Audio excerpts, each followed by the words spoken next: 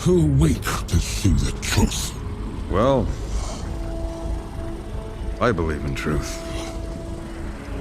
But I'm also a big fan of justice.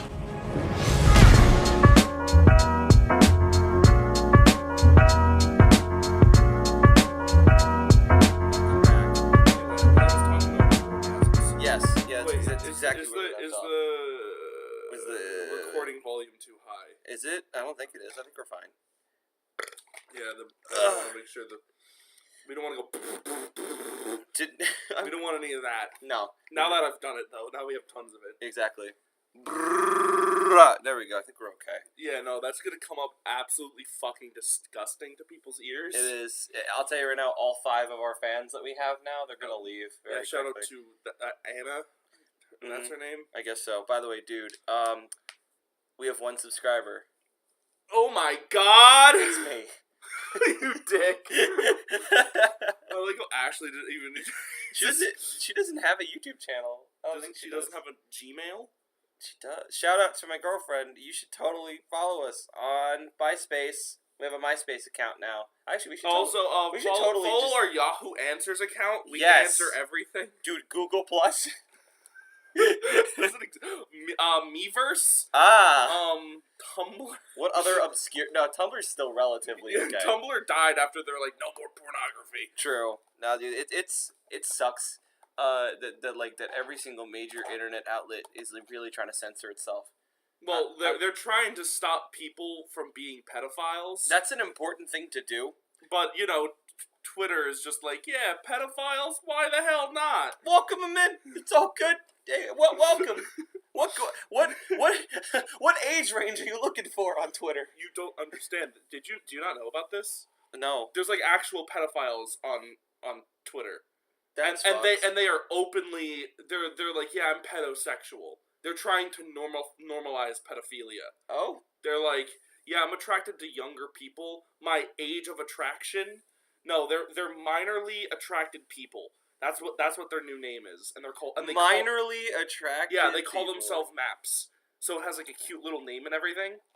Maps. And they're like, yeah, my age of attraction is Maps. 8. Because you gotta be fucking lost to do anything with them. Christ. No, that this is an actual thing. You can look it up. They use the clown emoji. If you're no way. Yeah. If they're a pedophile, they use the clown emoji. Firstly, terrifying to kids. Secondly, that's obscenely stereotypical. They all have they on their Twitter bios they have like the AOA, age of attraction, and they're like, yeah, my age of attraction's 8 to 12, and I'm like, you should be rotting.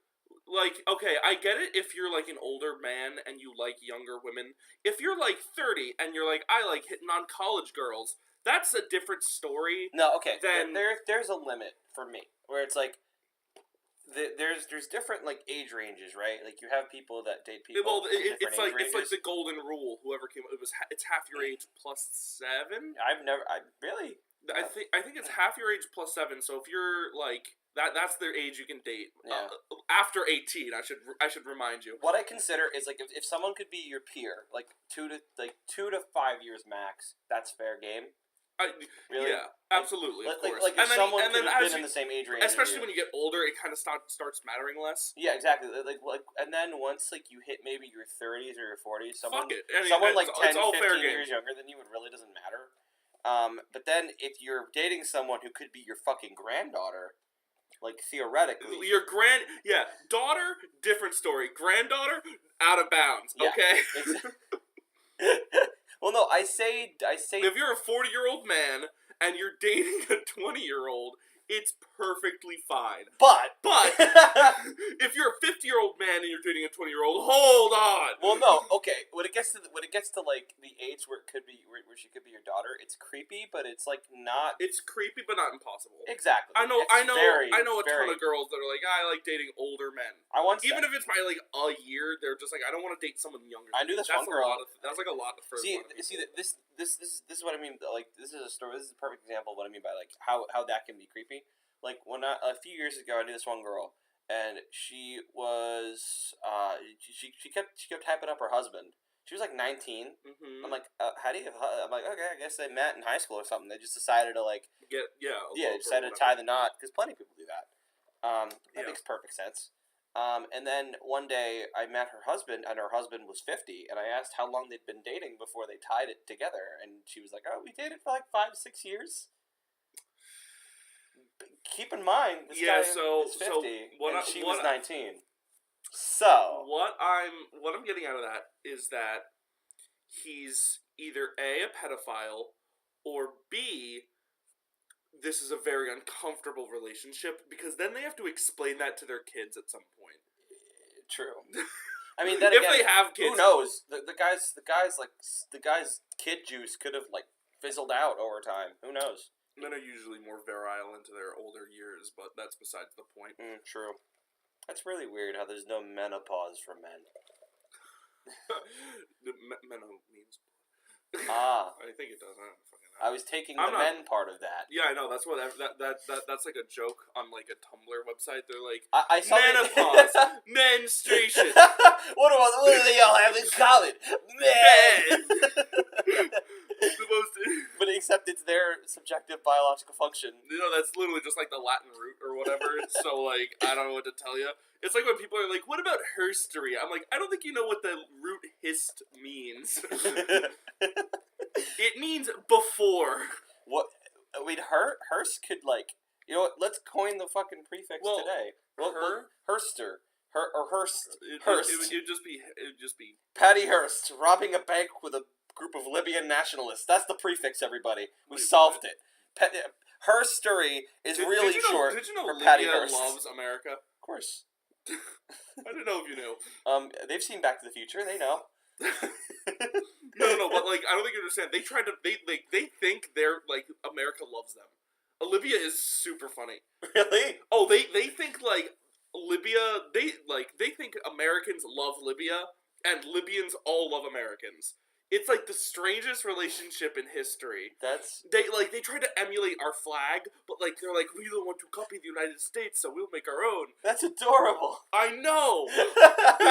And they like a lot of they're just like, yes, America. They love baseball and shit. So, but like God. also Japan does. I want to see Japanese baseball. Dude, Japanese I've seen like clips. I'll add some of I feel like it's very intense. I'll add some in the description. It's really fucking good. Like, they do it better than America, really. Like, people say America, baseball, and apple pie, but it's like... I feel like it's Japanese just like, really do. I feel like they just, like, bang that shit out. They're like, innings? We get it done in 25 minutes! No, dude, like baseball in America is only good if you're drunk, if we're being completely honest with ourselves. Baseball in America, I don't, like... If you're drunk... No, okay, no. There's a second part of that statement. If you're drunk... or you have been following the sport from your mother's womb, and she's obsessed with the Yankees, and your parents constantly yell about how good the Yankees are, what? You're mentally conditioned. Are these your parents? No, this is just a general thing. So these are your parents. These are people my parents talking about, like, I don't know, the Mets. Nah, more the Jets, honestly. Your parents root for the Jets? Yeah. That's so sad. I know, it's terrible. Like, growing up, like, and my brother has kind of, like, grown into it. I never did. But, like... That's, like, the thing. You really have to kind of be born into a sports family? Sports families. I was, and somehow I came out not liking it. Well, that's fine. That falls back into my my theory about children. Either you completely accept your parents, or you completely reject your parents. There's only two. You don't look like your parents or act like them, so I don't. So I know what boat you're in. But yeah. So like anyway, yeah, my parents are hardcore Jet fans, and that's so sad. And every week, like I don't know anything. Every week, like as a recent example, I'll be downstairs playing fucking Red Dead 2 in the afternoon, just because it's a Sunday and I don't really want to stress myself out or do anything like strenuous. That's why I smoke meth. Yeah, good idea. Well, that way I don't have days. I just have a continuous timeline of my life. You just keep on rolling. And then 48 hours of sleep, and then I wake up and do it again. But that's the weekend is when I sleep. Yeah. The 5 days between are just meth. Those are just straight time. It's constant burning. I don't blink very often. The days just don't feel like days. I just will look outside and be like, oh man, it's really dark outside. I just go take the garbage out, and then I go do that, and then I do a lot of coloring books. Yeah. Anyway, about your family. Yeah, about my meth jet family. My family does not smoke meth. Mom, Dad. My dad's not gonna listen to this. I love you all. You don't do meth, but you do sports. JoJo definitely does meth. But you do sports, and that is not don't a good sports, drug. Kids. Because I'll be downstairs just chilling, and they'll be upstairs. My dad will be like, "You fucking kidding me? They didn't throw the ball!" And I'll hear yelling and clanging and a whole bunch of shit. And then my brother will come down. He'll be Snapchatting. Can you to his story? He's a sports commentator. Can you believe this unbelievable event? This game is unprecedented as the worst game in human history. And he's going. I got going in on them. He's really going in on it. I would love it if he could be a sports commentator or something. He'd be so bad at it. Really? Do you honestly think he'd be able to be yeah, they ran a sack play in there? Dude, he'd be really I don't know. He plays Madden as practice. He'll play Madden and Does he yell out everything that's happening? Yes. That's very upsetting to me. I'll just be reading a book or just editing this or I'll just be casual. I'll just be nice and relaxed in my house, and my brother will be screaming at the top of his lungs about how pretty they sure didn't throw the ball before I got sacked. I'm pretty sure any of our listeners out there will know that there's one person that plays Madden but is really really really into Madden. That's my brother. I'll be downstairs and I've every sentence this podcast has started with "I'll be downstairs," but I'll be downstairs. Listen, when I'm downstairs, I'll be downstairs, and he'll just be playing Madden like he does, and I'll chill out, and every now and again they'll call out a play, and the players in the game, I don't know Madden very well, but all I know is that the football players will shout "Patriot," and my personal favorite is when they shout something that sounds like pepper. Or peppers? Yeah, it's not that. I know it's not that. Peppers. But they're basically like Blue 42, peppers, and then they throw the ball. and so these are really hot. Get this ball away from me. So whenever I go downstairs, I'll shout peppers at him, and he'll ignore me, completely in one ear out the other, and I'll keep shouting until he's stop it now! I'm trying to focus. I'm Jesus Christ. Oh my gosh. It's his lot in life. Madden is the thing that keeps him alive. There are a lot of people like that, Chris. Yeah, including that fucking kid who murdered 10 people over the summer.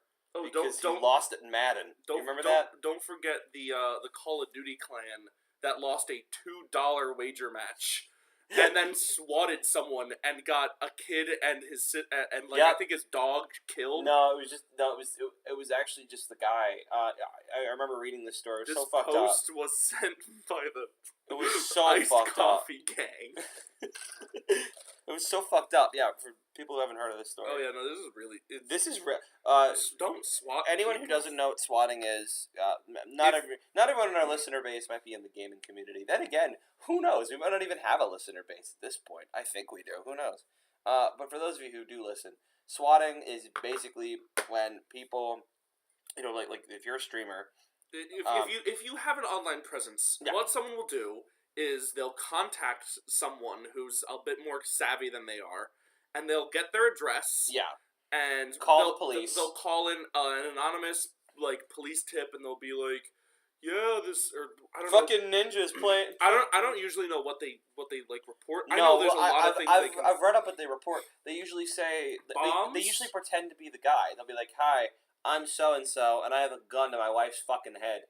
I know that was the police report for the dude who got shot. Yeah, no, they said I'm gonna kill my family, and the SWAT team came in and just started shooting. Yeah, exactly. It was not a good situation. A kid got killed over, I think, $10 collected. Well, $12. What was so fucked up about it was that his mom was just in the living room with him, and the cops just start banging on the fucking door, and they're like, "Oh no, they don't bang. They break down the door." I remember reading this because they're knocking on it first. I could be wrong, but I remember reading it somewhere that they were knocking first, and then he answered the door, and on first fucking survival instinct, the cops, the one cop with the shotgun, just fucking mowed him down. Oh, God. Like, the second he opened the door. Yeah, good for him. It went fast. Yeah.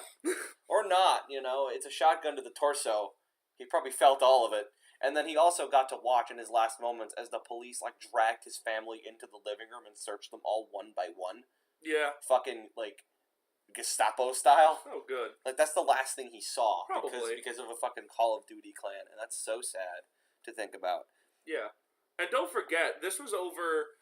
Okay, so it's $2 per person, and the teams are of 6. Yeah. So $12 from him and his friends, and he paid probably upwards of $500 to get this dude swatted. That's ridiculous. Because of a few bucks, and they made some memes on the internet.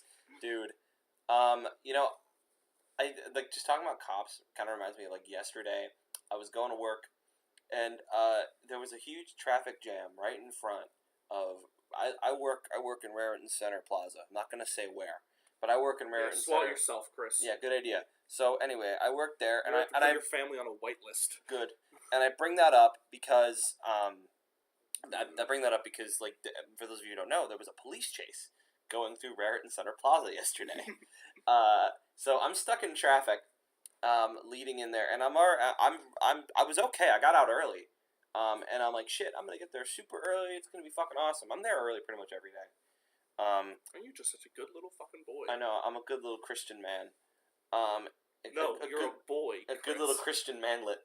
So, so anyway, I'm stuck behind all these fucking cars, and I just see sirens and like cops and cops and cops, and I'm like, oh shit, probably an accident. That makes sense. But as I'm passing through the turnpike, I see an abandoned car. Yeah. And cops all around the woods. Like, have you seen the movie The Fugitive? Yeah. It's like, it was like that. It was like watching The Fugitive from a third-person perspective as people driving away from Tommy Lee Jones. That's spooky. So yeah, the cops are like looking all around the woods. I pull into the plaza. There's a fuckload of cops. There's a helicopter. There's SWAT teams everywhere. There's one guy with a fucking assault rifle. I'm stuck at a stoplight. He slowly walks up to me. I take my ID out of my pocket, show it through my windshield, and he, like, just walks away. Light turns green, I'm good to go. Wait, so, like, he walked up to you, you show the ID, and he turns around? Yes. Or did he... That was so weird. I know. So... You're just like, I am a citizen! I live here! I think he was more just, like... I don't know, maybe he was gonna ask, like, where the nearest pizza place was, and, like... Hey, man, where can you get a coffee around here? Oh, citizen, don't shoot! Oh, that's gonna sound great. Oh, God. Alright, that's 1724 right there. So, yeah. So fucking, so I pull in, and I see, like, 3 more helicopters and a fuckload more cop cars just pass by my office. It was fucking crazy. It was like, I'd never seen something like that before, and then the entire day, I had to hear about this insane fucking event, and the whole day, I'm like, yeah, I just flashed my ID at one of the SWAT guys, and they were like, that's cool, get back to work. So... Well, now you're gonna have to go report on this at some point. Yeah, I had an encounter. I did not have an encounter with the police. That's an exaggeration, but I showed my ID to a cop. Do you know anything else about this? Why was he being chased so No. What happened was it was 2 dudes. They caught one of the guys. For all I know, they probably caught the other one by now. Because let's be honest, you can't get that far today. Because back in the Old West, you could drive at 50 miles an hour down a road, and they'd be like, we can't catch him. Yeah, leave him to the other county. Back in the early 20th century, before cameras and all that, if you disappeared, the cops would be like, well, he's gone now. Yeah, I don't what the dude who hijacked a plane and then D.B. Cooper. Yeah, there's a popular theory, and it has some credence to it. It's a really fucking cool theory that D.B. Cooper is actually Tommy Wiseau. That makes no sense. Does kinda, because he had an endless supply of money. He stole $200,000 in the early 1960s. I looked it up. In the early 1960s, $200,000 would have roughly been the equivalent of around $1.5 million. In today's money. Well, he didn't make The Room in today. He made it in 19 something. He made it in 2003. Doesn't matter. Whatever. Point is, adjusting for inflation, he still had a shitload of money. Well, that's assuming he didn't spend it. Like, if he had, endless supply. Like, no one knows how much money he has, right? Yeah. So he must obviously have enough to make. He spent a lot on The Room. Like, that movie cost a lot of money. He spent like over $1 million. Yeah. I think it was $6 million. On his own dime, mind you. So he's either the greatest investor ever, or he's definitely not. So he just got off that plane. He was like, "Haha, man, I got so much money. I think I'm going to invest. After I build a cabin and hide from the police for 50 years." Also, he's not. I don't think he's that old. No, he's like 60 something. So how old was D.B. Cooper when he stole the money? It was I think like 20s, 30s. So what you're saying is that Tommy Wiseau was born in 1940. Yeah. Yeah. There's a popular like no one's been able to pin his exact age, but like people have said he's in or around his 60s or 70s. I don't believe that. Yeah, I'm dead serious. He looks like my parents' age. He looked like your parents' age when he started in The Room in 2003. Okay, that's fair. So let's be honest with ourselves here. I really doubt it is because, they probably would have been like, hey, we're going to look into that money of yours. Yeah, well, no. That's the insane part of all of it. The fact that he poured so much money into this movie and the government just never looked into it. I assume they did. No. Because Chris, that's not how the IRS works. Well, okay. They look into it. The point is, there would have been some public thing, like people would have been able, especially with the Disaster Artist, and once Tommy Wiseau went mainstream, there would have been someone who would have found a paper trail. Oh yeah, it's called he keeps his finances private. Yeah, he's not legally required to release his. The point is, W-2. I'm a fucking idiot, and I think that D.B. Cooper is Tommy Wiseau. That's just how it... no, I don't actually think it. It's just a cool theory. I know it. Let's travel back in time and go on the plane that D.B. Cooper hijacked. Let's hide for ourselves. His parachute. Okay, for anyone out there who doesn't know the story of D.B. Cooper, it's the greatest fucking... He got on a plane, he gave a person a note, and then they pulled the plane over, gave him all of his money. The plane over, they just hit the brakes midair. Here's the money. the freaking money, the freaking Amex Angels, no, Amair. Yeah, gave him the money in the sky, but mind you. Yep. and his parachute got everyone safely off the plane down the longest staircase ever built. It was actually an escalator. Oh, okay. All the fatties. Well, no, hang on. This was the 60s. Did they have it? When were escalators invented? I think the 20s. Yeah. No, I think there's a really old I don't think escalators gained popularity until big malls, but I think someone had invented the escalator. So I think that dude was a low-key sleeper, but that's besides the point. But yeah, so he stole all the money. He stole $200,000 in cash, and then jumped into the American woods and never to be seen again. He it's one of the greatest American legends because everyone wants to know what happened to D.B. Cooper, and no one knows because no one's ever found him. Yeah, and there's no evidence of him. There's no link. Once this was alerted to the authorities, there was a massive search for this guy. $200,000 in 1960. That's a lot of money. That's not a lot of money to be we need to get every cop. Yeah. In the area, just you gotta search for this. You gotta admit though, that takes fucking balls to just be I would love for him to just be just sitting in his apartment or house or room one day, and he's like, I'm gonna rob a plane. No one's done that before. That sounds like a good idea. That was just he said there's a bomb on the plane, and if I don't get my demands, it's going to explode. And obviously they don't want a plane to explode. And I think the bomb was never even there. No, I think afterwards they did not find a bomb. Yeah, no, they never found. Although he did take his, I think he did take his luggage. So it they obviously couldn't check that. Yeah. But I really doubt he would have taken a bomb with him on his luggage. See, this that was probably used for survival. This kind of story is why I'm glad Superman doesn't exist, or a superhero doesn't exist, because it's such a fucking ballsy, great story that would have been ruined if Superman were there. Because it's like, look, there's X-ray vision in the luggage. There's no bomb in there. Fucking get him. Yeah, he's bluffing. Are you sure? Yeah, I have X-ray vision. He's bluffing. You have X-ray vision. Of course I do, bitch. And even if he got away with it, he could jump out and Superman would be like, yeet, lift him up. I'm gonna drop you into the plane propellers. That's gonna crash the plane. I want to do it. I want to watch it happen. Oh, is this a homicidal, suicidal Superman? Yeah. Is this the Injustice Superman? No, this is what Superman would actually be like. Let's face it. There's no individual, no matter how just, who would be like, yeah, I'm invincible and they basically can't do anything to me. So I'm not gonna fuck around. Have you seen Batman v Superman ever? Yeah. You did? No. Okay. Well, the majority. The premise is that the majority of the story is that like people are like, well, Superman's real, and it's like a realistic reaction to Superman. And there are scenes in the movie where Superman is just saving people, and he just doesn't want to do it. You could see it in his face. He's just like.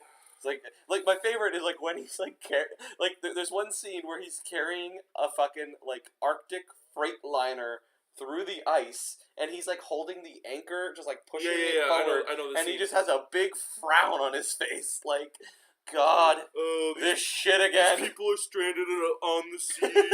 They're all gonna freeze to death if I don't help them. Fucking idiots. And people like criticize it because it's like Superman doesn't want to save people. No, and it's like Superman would be like, God, stop needing me to save you. And it's like big things I'll help with, all right, but like Miss Jenkins burning in a building, yeah, let her die. He's a millennial Superman, and then like in Justice League when they bring him back to life. Spoilers for Batman v Superman. Superman dies. Not that you give a shit. In Justice League, they bring him back to life, and he has this line straight up. Like they really course corrected with him. They tried to make him like comic accurate Superman, and when because that's what we all asked for. Mm-hmm. And so he gets right up in the villain Steppenwolf's face, and he's beating the shit out of the heroes. They're down and out. Batman ran out of ammo, which Batman doesn't use guns. He never used guns. The whole thing of Batman is that he didn't kill people. Yeah, but meanwhile he's just like he's got a fucking alien assault rifle, just killing aliens left and right. But aliens are different. Nah, Batman doesn't even kill aliens. I feel like Batman would kill aliens. Yeah, he draws a line like no killing anything. He's like.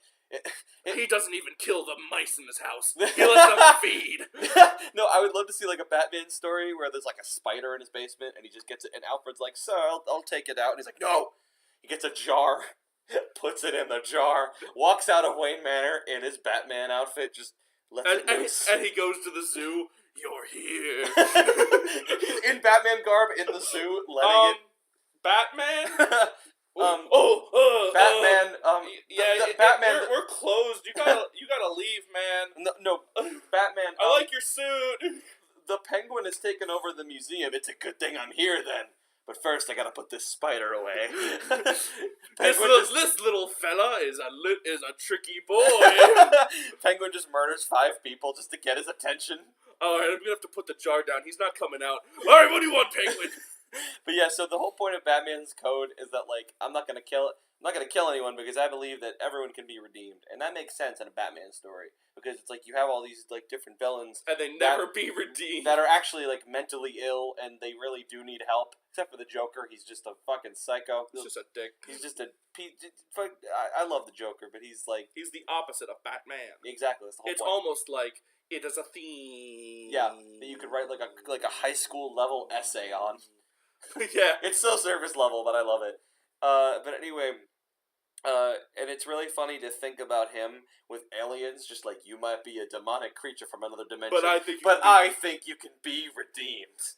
Like that's why, like, I don't know if you've seen Infinity War. Yes. That's why when they just sent out those creatures that were literally like no instructions, they didn't even seem like they had a ruler. They just wanted to kill things. Yeah, exactly. That's why I was like, oh. Finally, something that I can understand that people want dead. Yeah. You know, like when I see like armies getting wiped out, I'm like, oh, these people have lives and children, and they're just like, yeah, I'll kill them. Fucking do it. I mean, do you really think that those Ravager things have families? I would love to see like an Infinity War Ravager family. Are they called Ravagers? I don't know. I'm just calling them that. Okay. It makes sense. I feel like they have giant egg-shaped domes that a queen controls, and they all crawl out of it when they're bored, and they just kill things. I think they kill each other. They're just like, hey, you stepped on me! Ah! Just murders one another. Where was it going? Oh, yeah. So anyway, Batman is just, like, shooting the aliens. He's run out of ammo. The Flash is down for some reason. Wonder Woman is down. Cyborg's leg is gone. Like Steppenwolf, just because like... everyone cares about Cyborg, because they made a movie about him. Booyah! Because I love CG characters. They are great. For the record, he's the worst character on the movie. He's the worst. He's literally... They were just like, we're gonna put a black man head on a robot, and that is Cyborg. No, what's hilarious about the character design, like with some interpretations of Cyborg, there's some skin in there. And it's like a mixture. I like Teen Titans Cyborg. Yeah, it's like a perfect melding of like human and robot. But in this, it's everything except the right side of his face that's a robot. I know. It's just the right side, and they shoot him only from the right because they're like, well, we don't have... No, there's one scene where his CGI face turns to the camera, and his neck is all like wobbly. It looks terrible. That's because they probably didn't. They were like, oh, we don't have machines turn like that. Yeah. Like in reality, his head would be on a rotator. Yeah. Like it would just be a servo, and his head would. I wish they had a scene where he turned his head 180 degrees and like choked someone behind his back. That would be the greatest scene, dude. There's so much missed opportunity in that movie. Like I guarantee, like they had like the neck, and they had like the little pressure, the little hydraulic things. Yeah. And the V on his neck for some reason, because that's how robots work exactly like how humans. Robots have perfect V's. I bet Cyborg's V is just so tight. I bet you feel it, and it's like, whoa, dude. Do you lift? Do you lift robotic weights? But for whatever reason, whenever they have like a robotic interpretation of someone, they never think of how like a robot would actually function. Yeah, like, that was one thing about the Teen Titans. That you can appreciate. Cyborg is that all like whenever he would take his arm off sometimes, and it wouldn't be like how an arm works, because an arm has tendons and it can rotate and stuff. He has a servo on there, and his arm literally rotates. Like that's cool. Yeah, that's how a robot arm would function. But like, meanwhile, in Justice League, they just think it's just metal skin. Yeah. And you see some things. Oh, spooky. But and I guarantee he has robot abs. Oh, does he have robot abs? Yes. Yes, of course he does. Yes. Because robots need abs. I think we have a new name for the episode: Robot Abs. Episode 4, Robot Abs. So, anyway, so Steppenwolf is like, "You fools! I have conquered you. I will bring the reign of apocalypse down on Earth." And Superman is like, out of nowhere, he's like, I believe in truth, and I'm also a big fan of justice, and punches him. Verbatim, that's how it happens.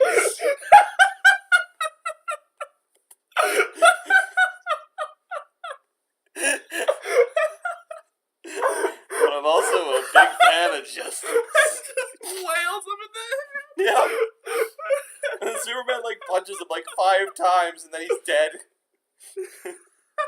So like the whole theme of the movie is we need this united front to stop Steppenwolf. Really, Superman just comes in there, fucking punches him 5 times. Really, the only problem with the plot was that they brought Superman back to life, and when he first came back, he was a bit of a dick. Oh no! He comes back, and he fights them all. And he's about to murder Batman. He has Batman up in the air, and he's like, "Tell me, do you bleed?" And then Lois Lane shows up. Wait, Superman has Batman? Yeah, Superman has Batman in a chokehold in the air, and he's like, "Do you bleed, Batman?" What? Of course he does. What? Oh. It's a terrible line. Well, it's a callback to Batman v Superman, where Batman's like, "Tell me, do you bleed?" Well, you will. Well, the thing is, this. So anyway, in comes Lois Lane. I think that's how you should and sum mind up the you, movie. there's a superhero fight going on in the town square, and there's one cop there, And he's got he's got his gun aimed at Superman. He's like, oh, get down! It's this major metropolitan city. It's literally called Metropolis. And there's one fucking cop at the scene of the superhero fight. One cop. And Lois, does he have kryptonite bullets? No. That's what they should do, just to arm stop themselves with kryptonite bullets. Yeah. Yeah, exactly. That's what Lex Luthor tried to do in Batman v Superman. Like he straight up, like at the start of the movie, he brings in his scientists find kryptonite in the Indian Ocean. He brings it to Of course, they just find it. Well, actually, it's pretty cool how they do it, because in Man of Steel there are two generators that will basically just turn Earth into Krypton, just terraform it. And one's on the Indian Ocean, and one's near Metropolis. That's the one that 9/11's Metropolis at the end. Oh, yeah. Okay, because this is all very important. Yeah. So anyway, at the very end of the movie, Superman stops the one in the Indian Ocean, and there's residual like Kryptonian shit in the ocean. And there's just... Do they just boil it out of the water? The movie the movie starts 5 times. So it starts with Batman. It starts with Batman's parents being killed. You gotta let me explain the structure. So it starts with Batman's parents being killed, intercut with him discovering the Batcave. And then the next scene is Bruce Wayne. Why does he have a Batcave? Or is it just the cave at that point? Do you remember in Batman Begins when Bruce Wayne falls into the well and the okay, so he just finds the cave and it's not the Batcave yet. It's just a cave. That would be hilarious if Bruce Wayne goes down there and Alfred's like, "Yes, sir. Here's the cave and here's the keys." Here's your little boy Batman suit. that is basically how that's called Batboy. That's basically how Gotham does it without the Batboy suit, because Thomas Wayne. No, it's actually really cool. Thomas Wayne. It has a bunch of... Is a manlet and lets his son fit into his suit. Has a bunch of secret dealings with criminals all across Gotham. Okay, so he has an entire arsenal of weapons, right? No, he has a secret man cave where he has all of his where he has his computer and all of his secret documents. And at the end of season 1, him and Bruce and Alfred they find it through a series of clues. And in season 2, they go down there once, and then they never go back ever. Well, if you found a giant cave full of illegal weapons, would you just... Oh, no, there's no weapons down there. It's just a computer. Oh, that's boring. Yeah, it's just a computer filled with, Thomas Wayne's, secrets. I wish it was filled with weapons. That would be a lot cooler. Yeah. And then that would be I don't want to go down there. What is no, all that stuff? Well, no, because then all the Batman fans would be like, it's too early for him to have the Batcave. Well, no, he just has a bunch of weapons, and then he has to face the moral choice of to sell the weapons to save his city. Or, because why would you ever incorporate morals in Batman in an entire series of movies that literally focus on morality and good versus evil? I have brought this up to you several times, and I'm gonna tell our listeners about it. Gotham's the fucking shit. You should definitely watch it. So back to Batman v Superman. The opening. What was this conversation about? It was about. How did we get on this topic? I don't know. We were talking about Superman, but you need to hear how they find kryptonite. So anyway. Just get to that point. I don't give a crap about the rest of the movie. Anyway, it's the third scene in the movie, and there's a bunch of scavengers just rowing the Indian Ocean. For some reason. Just like dudes? Yeah. They're just like dudes on boats? They just dive to the bottom, they get this rock, they wash it to shore. Is it green? Is it bright green? Yeah, they crack it open. Of course. They crack open this fucking, box, and there's just kryptonite in there. And then the next scene we see it in is Lex Luthor is, addressing it to a senator, and he's like, "Oh, well, did you know that this kryptonite..." He doesn't call it kryptonite. He's like, "Did you know that this crystal shard can damage Kryptonian cells? But we could really use it as a deterrent in case Superman ever becomes a dick." And the senator's like, "No way, Superman's never gonna become a dick. I'm not gonna let that. I'm blocking your import license. You can't make a weapon out of that." Well, why doesn't he just hide it in other shit? I assume it's his import license just from wherever the Indian Ocean is. So he could just be like, "Oh my God, you're right." Because later on in the movie, he just has it. It's just in a warehouse that Batman goes to. What he probably does is just gives it to another country, and then he's like, "I'm importing oil or something." I don't know what the hell Lex Luthor does for money. They never really explain it in the movie. People slap his head. That's his bald ass head. The first scene. Oh, in the movie he has a full head of hair, but in the first scene. Oh right, he only gets it shaved when he goes to prison. Yup. And the first scene you see him in, he fucking dunks a 3-pointer. That's the first time you see him. Oh my God. God, the DC movies are so bad. I wish we'd seen Aquaman. We're gonna see Aquaman, and we're gonna make a post facto review. Yeah. We're planning on seeing Aquaman like once it's on demand. Yeah. Like once we don't have to like pay ticket prices for it, we'll go see it. Exactly. Paying $12 a month to watch Aquaman is a lot different than paying $12 once to watch Aquaman.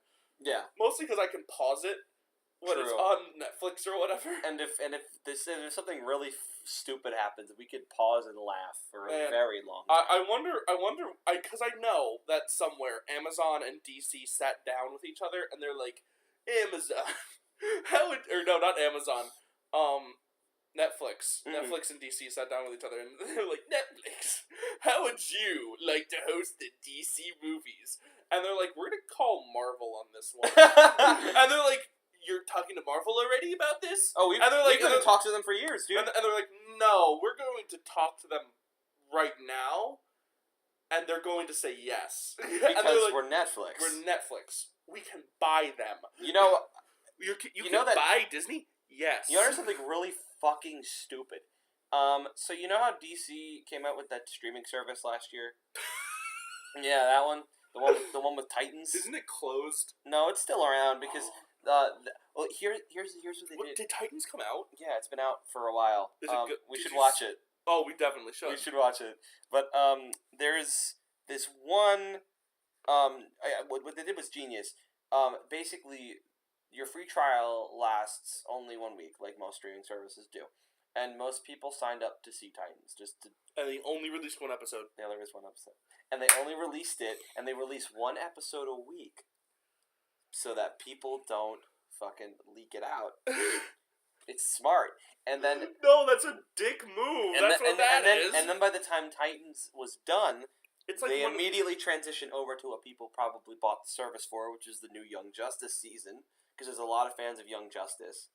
And then after that, you get fucking Doom Patrol. But only one episode a week, even though they've already filmed the entire thing. Exactly. And it's sitting on some intern's hard drive. Exactly. And they're watching it as they sit with like their pants buckled in the break room. Could you imagine if we had to tune into BoJack once a week? I'd fucking kill myself. Oh my god! I'd be like, no, I'm not gonna fucking watch it until it's all out. Yeah, exactly. Like, there's no point. That's why Netflix, whenever they drop an episode, whenever they drop a series, they drop the entire series. Yeah. Because they know that A, they have a big enough subscriber base, and B, people will subscribe to watch shows. Yeah. Like, I know people who are like, yeah, I rebought my Netflix subscription to watch this movie. Or to, like, watch, because, like, they have a bunch of movies.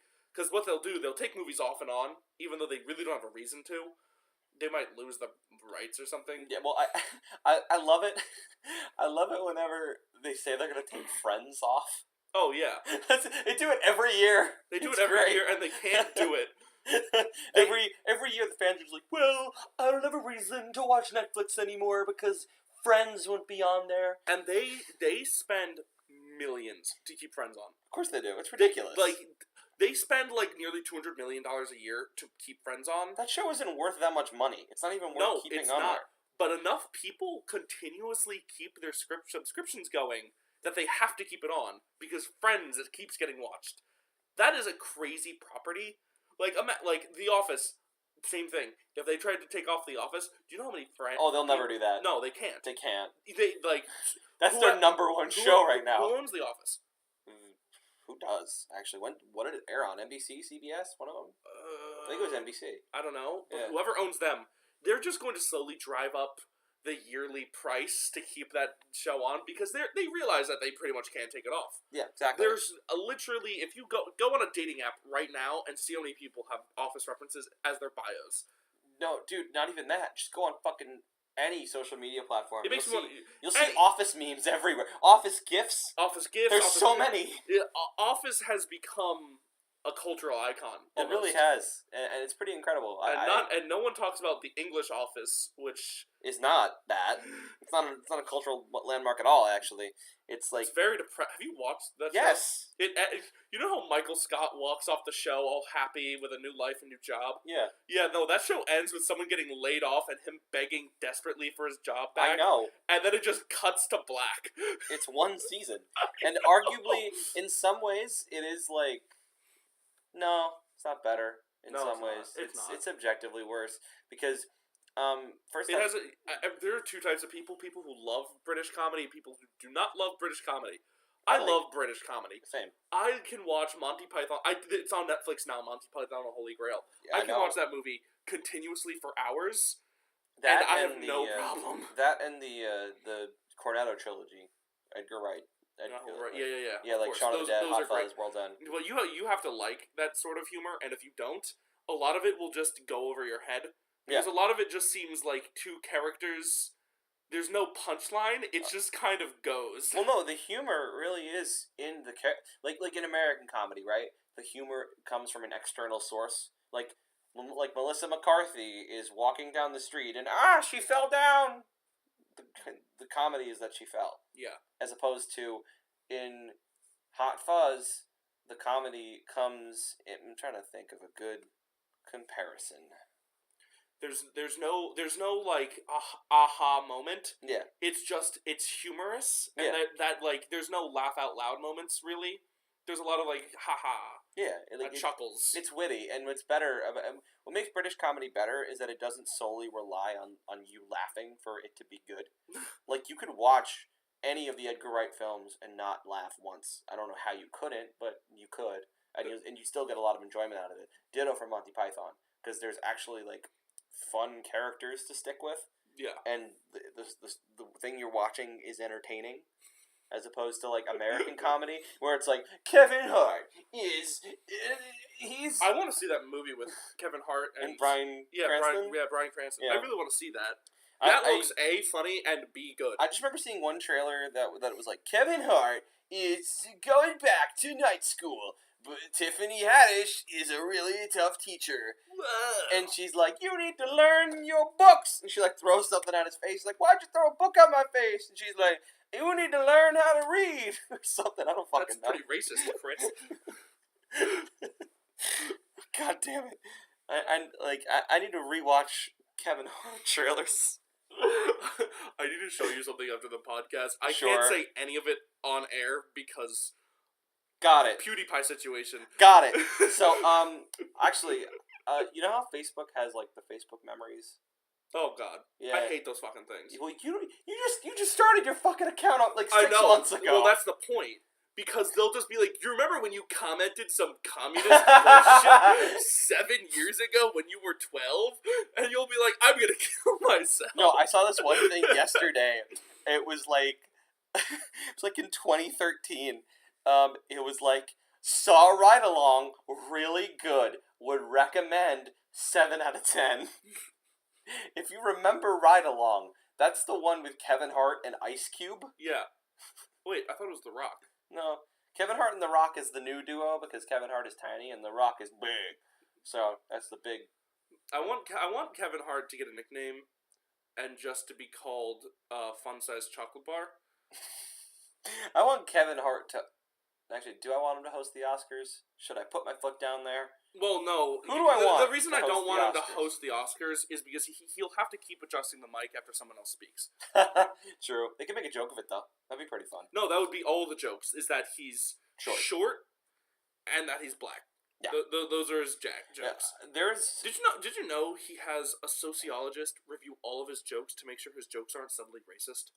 That's smart. This is an actual thing. That's very When smart. his older ones aren't when he was tinier. Now he's so big. He's like, I want to be a good influence to the black community, but still be a black comic and talk about being black. Mm-hmm. So he hired I think it's a sociologist. It would be a black sociologist, and he's like, ma'am, I need you to make sure all my jokes don't create a bad image of black people. I think what he's doing is he's following the gay agenda. Yeah. Yeah. Well, is he though?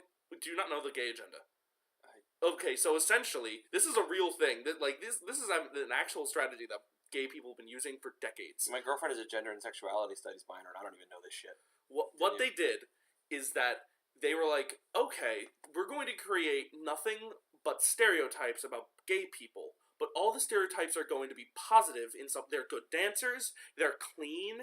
They're really they have really good senses of fashion. Now they're all stereotypes, and they could be harmful to some extent, but they're all positive stereotypes, right? When you think of like a gay person, you think of like a well-dressed, effeminate, good dancing man with a clean home. And, like, you could be like, I hate those gays, but you're like, they can really decorate a goddamn living room. Yeah, like Queer Eye. What? You know that show, Queer Eye? Oh, Queer Eye for the straight guy? Yeah. Yeah. Yeah, it's like that. It's like that kind of stereotype. Yeah, and that's an actual tragedy they've been using. So I think what Kevin Hart is now doing is creating stuff like that for black people. That's pretty nice, actually. Yes, where it, doesn't suck. Yeah. Like Black Panther, where it's like, culture, man. Look at us. Look at us. We're attributing our history to a fictional country. I know so many people that are like, yeah, Wakanda. I'm like, why don't you have any pride in your actual home country? Thank you. Now, in fairness, a lot of that history has been erased, unfortunately, by A, the French, and B, American slavery. True. However, you can definitely get a blood test and find out where you're from. Yeah. And you can be like, ho, let's indulge in my actual culture. And I think that's what Black Panther tried to do. But what ended up happening is that a lot of people are just like, I want to be from Wakanda. You want to know why? It's because Wakanda's fucking cool. You want to know what ended up happening? Mechanical rhinos happened, Ben. Mechanical rhinos happened. Bad CGI. Did I tell you my story seeing Black Panther? No. So, this is gonna get, like, subtly racist. No, it's not. It's not. We're gonna be talking about Black Panther one moment, and then what we make our cloaks out of the next. Dude, no. This is like something that most people who saw the movie agree on, regardless of race.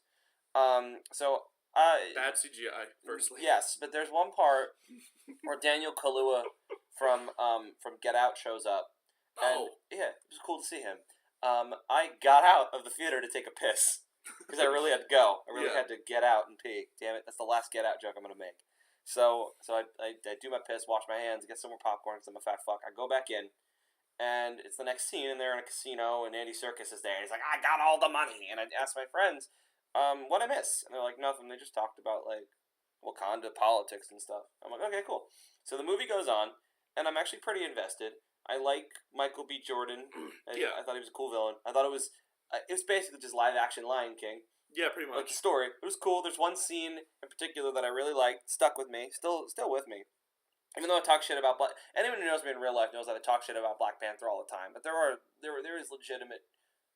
It's a Marvel movie. Yeah, it's good. There's credence to be had there. The thing is about Marvel movies, now that they've gotten so consistently good, you can start really picking at fine things. Mm-hmm. Like things where you wouldn't be like annoyed with other films. Marvel films, you can definitely be like, this sucked. Yeah, exactly. Like Ant-Man and the Wasp. I didn't even see it. I don't even need to. He's gonna defeat Thanos by being so small and then growing to the size of the universe. I'm guessing. He's gonna grow really big, and Thanos is gonna be like, man, he got the big dick. I'm out. No, you know what's gonna... I don't know why he didn't just use the big pill or whatever, and then just keep going and going and going, and then he's so big that the Infinity Gauntlet can't destroy the amount of matter that he's creating, and then he just picks up Thanos like Patrick picks up Squidward in the Wumbo episode, and pulls the Infinity Gauntlet off, which is like... Yeah, that pisses me off. Like, I didn't see Ant-Man and the Wasp, and I'm sure... Also, why is it so hard to get the gauntlet off? It's just a piece of metal, right? I'm sure... It's not fused to his skin, right? Yeah. Like, they were trying for, like, 45 minutes when he was being, like, hypnotized or whatever. Yeah. And they were like, oh, let's get this gauntlet off. And then they're like, Spider-Man, we need your help or something. Like, Spider-Man, use your, like, extra strength to take this thing off. And then he just, like, I love when... in movies, they hop on the thing they're trying to pull off. Like, he'll grab, like, the gauntlet, and instead of, like, pushing it off his Spider-Man movies especially do that. They'll be like, I need to rip this metal panel down. They'll grab the top of the panel, and then stand on the panel and just pull it away from the wall. I'm like, you could just stand on any other panel, and it would be a lot more leverage. Yeah. Well, that's besides the point. Screw physics. Fuck physics. Back to Black Panther for a sec. So there's this one scene where Michael B. Jordan is, like, he's going through his spirit journey. Yeah. And he sees his dead father, like, in their Oakland apartment. Yeah. And they have this, like, really heartwarming scene. And that was probably the best scene in the whole movie for me. But I'm really in it. And I'm like, damn, this is really good. But what really took me out of it was when Black Panther died, quote unquote. And even like, though he's in a suit that can stop bullets. No, you clearly didn't see the movie. There's there's one part where Killmonger, the villain, Michael B. Jordan, is like... His name's Killmonger? His name's Killmonger. His name is Eric Killmonger. Are you kidding? I'm not joking. Okay, you ever, like, see someone in a movie and they have, like, a name, they're like... Villain face. Yeah, I hate when they give villains, like, super... on-the-nose names? Yes, and you're just like, this is gonna be the villain. Mm-hmm. Like, no, like, I want to see, like, hero that's named, like, yes, my name is Dr. Murder You in Your Sleep. And they're like, No. really, I love animals, and I hate robbery. We should definitely make a movie where the first act is two dudes. One of them is incredibly evil. The other one is presumably good. And then at the end of the first act, the good one is just a dick and tries to take over the world. And the bad one is like, Dr. Evilface to the rescue! I'm on your side. Your name is Androth Seth Varloff. Seth. Honestly, Seth is the worst. It's the most evil part of your name. It's the Seth part that's really doing it. The Varloff Destroyer of Worlds postfix you have. Varloff Destroyer of Worlds in parentheses Seth. The Seth is really what we take issue with. My name is Seth Varloff. But like in the middle, can you put in quotes Destroyer of Worlds? No. Seth D. Varloff? What does D stand for? Destroyer of Worlds. That's your middle name? Yeah, it's hyphenated. Oh my god. And he's just like, I really don't want to see any young blacks be killed by cops. It's really a tragedy. He's like he's like all for social justice. Why am I like, picturing this guy as an elephant? I'm just picturing an elephant. He has big elephant ears and a trunk. And he's got really big fingers. He has 3 fingers. He's like, I can't pick up anything. He's like the literal elephant I man. can't fit my fingers in the trigger of a gun, so I use my fists, and I do not kill. It's a dog. Ben keeps looking out his window because he thinks the government is going to kill us today. Well, what do you think dogs are, huh? Other than drones. True. I mean, we haven't seen birds since the government shut down, so... I see birds in my... Fuck, they found us! So I'm in it until Killmonger is like, we need to fight for the throne, and Black Panther is like, alright, fine, I'll do it. I'll fight it. I'll do it, fine. Well, because he's really Killmonger's really the rightful heir to the throne. So he's trying to be cool. He's like, alright, I'm going to be a respectful king and let you try to kill me. And Black Panther gets his shit kicked in, and he gets stabbed and thrown off a mountain. And that's the end of the second act. And going into the third act, everyone's like, the Black Panther is dead! And that's like the whole thing. Like, people are freaking out. They throw a funeral. They spend way too much time trying to convince you he's dead. Yeah. Like to the point where like it feels like the intention was that they wanted you to think he was dead, even though you clearly know he's not. So the movie is called Black Panther. If they ended the Black Panther movie with Killmonger being the rightful king, and he's just like, yeah, so we've really turned up profitability, and Wakanda's doing better than ever. Actually, we're doing a lot better than when Black Panther was king, and in fact, happiness has never been higher. And we haven't had to become a dictatorship, which I was scared about when Black Panther died, which was really a tragedy. I did not want to kill him. It was unfortunately the rules of the duel, and I think at the very last minute he turned into a zombie. There was a zombie plague in Wakanda, guys. Listen, I had to kill him again. It only happened to him, so I think we'll all be safe. That would be like the weirdest end to a Marvel movie if they just pulled the rug out from under you, and Black Panther's actually dead. And cough, Infinity War, cough. And the movie is actually about Killmonger. That's what I love about Infinity War. Well, yeah, that's what I liked about it too. They just were not afraid to just kill No, everyone. think about it. The last shot of the movie is Thanos looking up at the sunrise with a big smile on his face. It's like, yeah, I did it. The end. So perfectly balanced as all things should be. Have you seen those memes? Of course I have. Oh, they're great. They're amazing. So, third act of the movie, they find Black Panther. I think I'm gonna make this the thumbnail. Yeah. Or at least make this like the opening clip for the episode.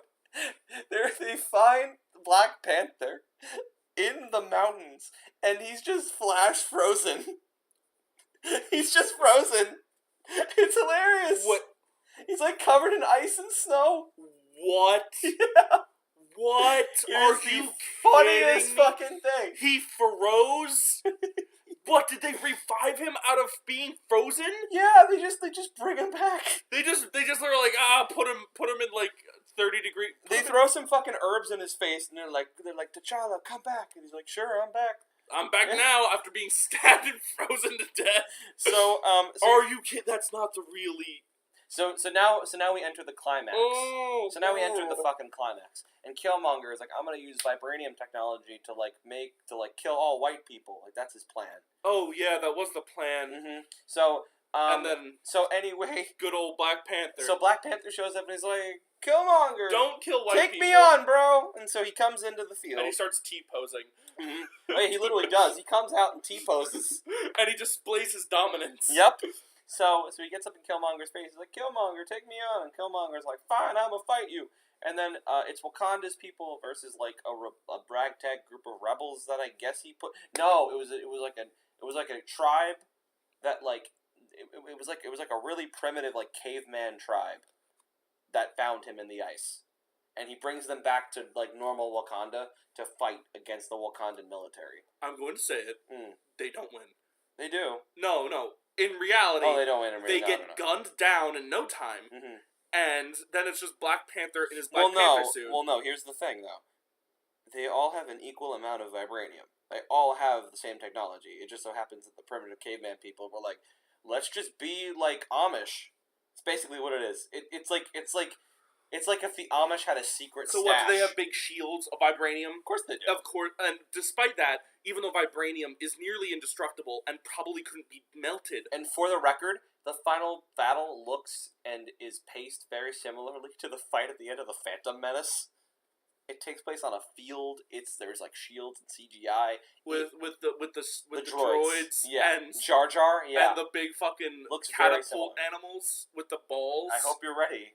This is where the catapult animals come in. And my god! And this is where my story all comes full circle. They brought catapult, and that's how they win. The catapult animals. No, they got through the indestructible shield. The Wakandan military has mechanical rhinos, and Get Out Man just rides in with them.